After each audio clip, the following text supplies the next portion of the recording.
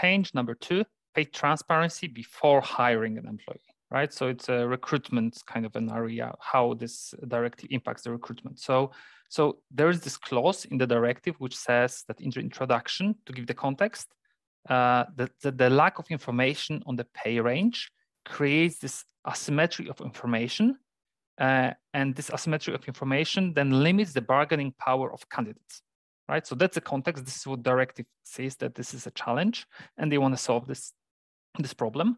And then the directive gives some clear requirements, right? So it requires to show then either a pay range or initial pay.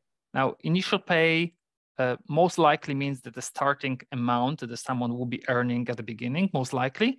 However, I think it may also refer to the minimum, or let's say lowest amount that someone could earn on that particular position. Like the example is in Slovakia, actually. Slovakia already has a law which requires providing minimum amounts that someone could be earning on a particular position, right? So, but again, the directive gives the flexibility of either providing the range or like initial pay. So most likely the exact amount.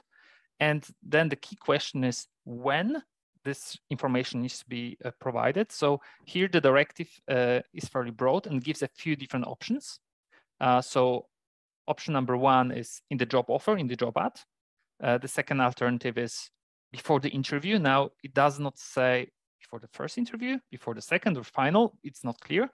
Or the point number, like in another amount that allows for the negotiation. Again, the context is both sides need to have like this symmetry of information, right? And be able to negotiate it well, right? It should be a two-way street.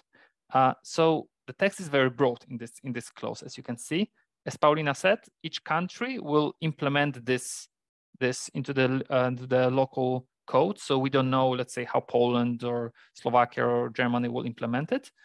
But from our perspective, as you may know, at No Fluff Jobs, over the last eight or actually even 9 years now, we believe that the transparent recruitment process begins always with sharing salary ranges in the job ad, right? And also additionally, because a range could be between 1,000 and 10,000, which doesn't give much information, right? So we believe that it shouldn't be too broad, the range, and we are promoting the rule of X2 to X, which means that the higher band of a range shouldn't be more than double the lower level, right? And such approach, so in our opinion, relatively limited ranges, won't just eliminate the pay gap, that again is the goal of the directive, but also will save everyone simply time, right?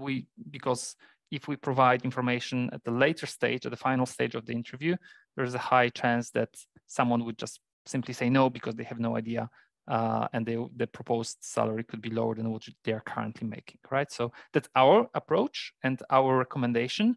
Again, the directive is broader, so we'll see how it will be implemented, but definitely the directive says it cannot be less conservative. So it could be actually improved or like make it more strict on the local fronts. And additionally, I think it's again our kind of educated guess that the candidates at different stages of the interview process may ask a recruiter what will be the salary range for the position, because that's the spirit of the directive, and the recruiters likely will have to provide that answer. So again, from our perspective, the most reasonable is to provide salary ranges in the job offer from the very beginning. Additionally, and it's also very important to know that the employers of the recruiters will no longer be allowed to ask a candidate, what's your pay history? So recruiters, you will not be able to ask, hey, what's your current pay? How much you're currently making in your current company, or how much you were earning in your previous companies as well. Like it will be not allowed. It's very strict here.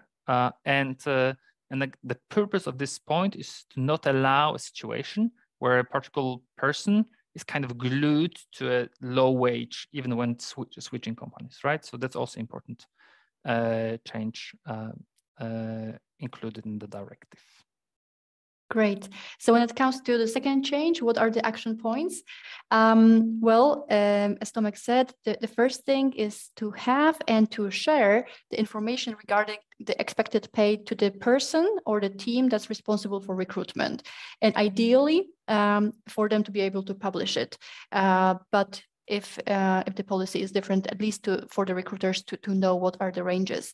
And then the second point is educating all the people involved in the recruitment process. So not only the owners of the processes, not only recruiters themselves, but very often there are more people, of course, involved in recruitment processes. So all the people should be educated that they shouldn't or cannot even ask about the level of prior salary at any point during the process, as that will be forbidden.